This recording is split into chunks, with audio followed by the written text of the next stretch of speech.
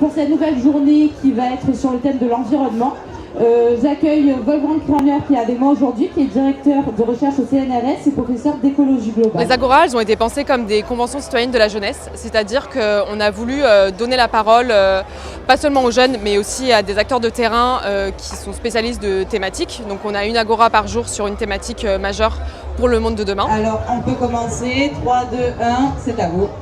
Donc notre proposition, c'est de prendre exemple sur l'Australie notamment.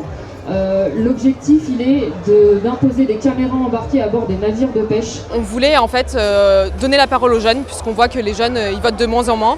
Pour autant, ils sont très engagés et c'est pas forcément visible. Donc on voulait leur donner cet espace pour qu'ils puissent voter pour des propositions portées par des acteurs de terrain, des spécialistes, des experts qui sont spécialistes d'une thématique et qui veulent porter leur voix au niveau politique, puisque le but en fait de ces votes, c'est que toutes les propositions qui sont portées vont être condensées dans un livre blanc. Ce sera donc le livre blanc de la jeunesse que nous on va remettre à des décideurs politiques et économiques, à des ministères, à des députés, à des collectivités territoriales pour un peu leur présenter une photographie de ce que veut la jeunesse, de leurs aspirations. Et n'hésitez pas encore une fois à scanner les QR codes qui se trouvent à votre disposition pour voter pour chaque proposition qui sont en ligne sur le site. L'environnement, c'est une thématique en fait très très large.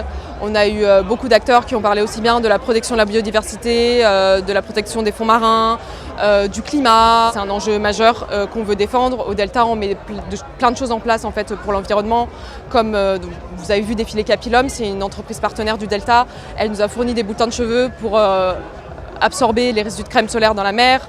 On a aussi distribué 30 000 cendriers portatifs pour éviter les mégots.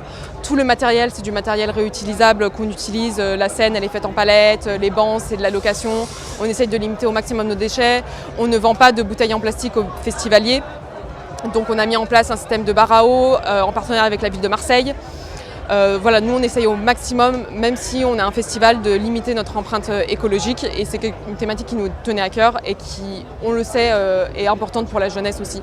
Je vais vous dire une seule chose, sachez que tous dans la salle, vous pouvez participer à la protection de l'environnement, pas avec ce que vous avez dans la tête, mais avec ce que vous avez sur vos têtes.